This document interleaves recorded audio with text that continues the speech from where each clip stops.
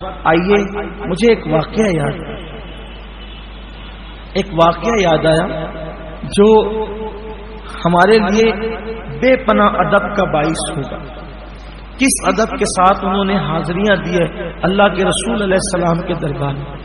حضرت سیدی ابو علی شاہ قلندر بہت بڑے بزرگ ہیں. حضرت شیخ ان کا اصل نام ہے شیخ شرف الدین اور ان کو ابو علی شاہ قلندر کہتے ہیں.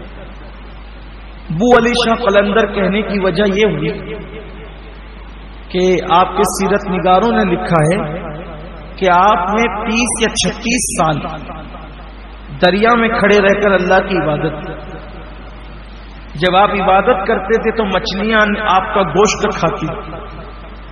بہت عبادت و ریاضت کی, بڑی محنت کی, جنگلوں بیابان میں, دریاؤں میں, پہاڑوں میں. ایک دن اللہ کی طرف سے ندا آئی, شرف الدین کیا مانگتا ہے مانگ لے, کیا مانگتا ہے مانگ لے. تو انہوں نے کہا کہ مجھے علی جیسا کر دے. انہوں نے کہا کہ مجھے علی جیسا کر دے. ندا آئی, علی جیسا تو کوئی نہیں ہو سکتا. علی جیسا تجھے کر دوں عبادت کی بنیاد پر, علی جیسا تو کیسے ہو سکتا؟ علی جیسا کوئی نہیں ہو سکتا تیرے زمانے میں, کوئی نہیں ہو سکتا. تو کافر کہ اس کے سوا مانگ. بٹ ٹھیک ہے, علی نہیں بناتا تو میرے اندر علی کی خوشبو پیدا کر. بوئے علی, بو کہتے ہیں خوشبو کو, میرے اندر بوئے علی پیدا کر دے, علی کی خوشبو پیدا. کہاں یہ دیا, یہ عطا کیا. پھر اس کے بعد آپ کو لوگ اصل نام بھول کر بو علی شاہ قلندر کہنے لگے. بو مطلب خوشبو, بو علی شاہ, علی کی بو. پھر وہ بہت بڑے عاشق رسول اور بڑے مجذوب ہوئے اور بڑی کرامت ہے ان کی. اب اس طرف جائیں گے تو پھر پورا وقت جاتا ہے, لیکن ہے بڑے زبردست بزرگ. اور ان کی نیاز جو ہوتی ہے وہ بہت مجرب ہے. اگر کسی کا کوئی کام اٹک جائے تو ابو علی شاہ قلندر کی نظم مانے اور ان کی فاتحہ دلائے, بہت جلدی کام ہوتا ہے. اور بڑے بزرگ ہیں اور بہت بڑے عاشق رسول گزرے ہیں. پانی پت میں ان کا مزار ہے, ابو علی شاہ قلندر رحمۃ اللہ علیہ. ان کے پاس جو بھی مدینہ منورہ سے جاتا تھا, مدینہ طیبہ سے جو لوٹ کر جاتا تھا, سلام کرتا تھا تو ابو علی شاہ قلندر اس کے پیر چومتے. آنے والا عام آدمی کوئی ہو, آپ اس کے پیر چومتے تھے, ہاتھ چومتے تھے, اس کی آنکھیں چومتے تھے اور کہتے تھے وہ پیر میں کیوں نہ چوموں جو میرے یار کی زمین سے لگ کر آ رہے ہیں, وہ ہاتھ کیوں نہ چوموں جو میرے محبوب کی زمین کو چھو کر آ رہے ہیں, وہ آنکھیں کیوں نہ چوموں جو میرے محبوب کا روضہ دیکھ کر آ رہے ہیں. بڑے عاشق رسول, زبردست عاشق رسول. حضرت صابر پاک کا جو دور ہے وہی دور ان کا دور. صابر پاک کا اختتامی اینڈ دور تھا اور اس وقت ان کی آغاز کا دور تھا. وہی دور کے بزرگ ہیں.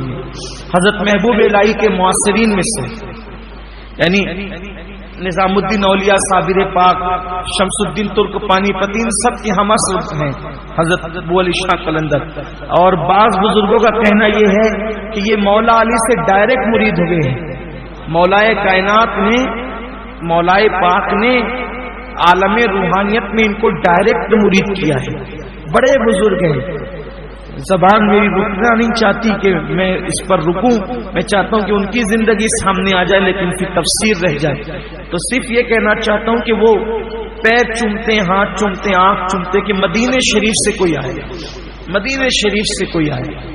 تو ان کا ایک خاص مرید تھا, خادم بھی تھا, وہ دیکھتا تو رشک کرتا تھا یار جو مدینہ منورہ سے آتے ہیں تو حضرت ان کا کتنا احترام کرتے ہیں, کتنی تعظیم کرتے ہیں. اگر میں بھی مدینہ شریف جاؤں تو پھر جب آؤں گا تو میں تو اتنا قریبی مرید ہوں, میری کتنی تعظیم کریں گے, کتنا احترام کریں گے. تو ایک دن اس نے کہا کہ حضور میں مدینہ شریف جانا چاہتا ہوں. فرمایا نہیں بیٹا, ابھی تو اس قابل نہیں ہوں. دیکھو یہ عاشقوں کا, اللہ والوں کا اپنا مزاج, انداز ہے. پھر کچھ دنوں بعد کا حضور جاؤں، تو میں ابھی کچھ اس قابل نہیں، بہت پھر وہ پوچھتا ہی رہا۔ ایک دن حضرت نے فرمایا ٹھیک ہے بیٹا جا، لیکن دیکھ وہاں کا ادب کرنا۔ مدینہ منورہ کی سب سے بڑی عبادت، مدینہ منورہ کی سب سے بڑی عبادت، کوئی کہتا ہے 40 نمازیں مسجد نبوی میں، مسجد قباء میں 2 رکعت عمرہ، سب اپنی جگہ صحیح ہے، سر آنکھوں پر ہے۔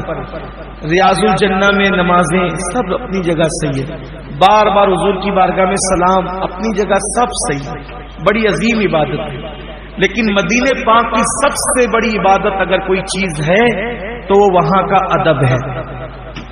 جو ادب کر لیا بہت بڑی بات ہے، ادب نہ کر سکا ناکام ہو کر آیا، امتحان میں تھا ناکام ہو گیا۔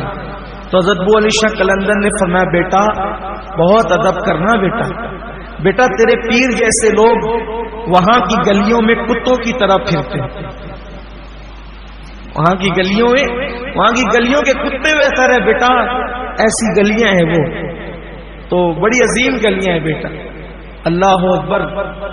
تو بڑی نصیحت کی، ادب کرنا، احترام کرنا، جلدی بھاگ دوڑ نہیں کرنا، یہ نہیں کرنا وہ نہیں، بہت سمجھایا بیٹا خیال کرنا، اس سے بڑی بارگاہ نہیں ہے کوئی دنیا میں، سب سے بڑی بارگاہ وہی ہے۔ بہرحال پھر وہ گئے حج کے لیے، پھر عمرہ کیا، جو سب کرنا تھا کیا، اور پھر مدینہ شریف گئے۔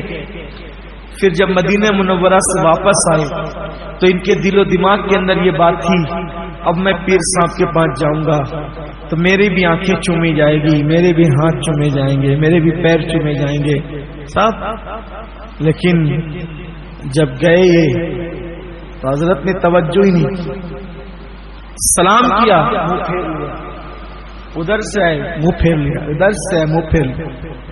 حضور کیا غلطی ہوئی مجھ سے؟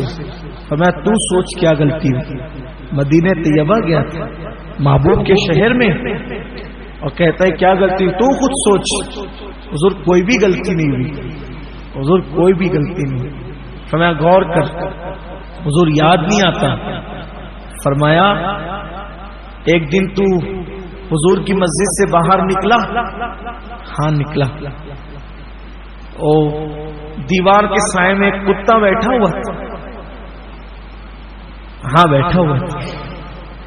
تو نے سوچا کہ یہ مسجد نبوی کے دیوار کے سائے میں کتا کیسے بیٹھا ہے؟ تو نے ایک ڈنڈا اٹھا کے اس کو مارا تھا؟ ہاں مارا تھا، اپنی پیٹھ سے کپڑا ہٹایا تو ڈنڈے کا اثر وہ پیٹھ پر تھا۔ حضور یہ کیا ہے؟ فرمایا وہ کوئی کتا نہیں تھا، وہ تیرا پیر تھا ابو علی شاہ قلندر، جو تجھے اس شکل میں نظر آ گیا۔ وہ کوئی کتا نہیں تھا، وہ تجھے اس شکل میں نظر آ گیا۔ امام اہل سنت اس کو یوں بیان کرتے ہیں، کوئی کیوں پوچھے تیری بات رضا، تجھ سے کتے ہزار پھرتے، وہ سوے لالا زار پھرتے، تیرے دن اے بہار پھرتے۔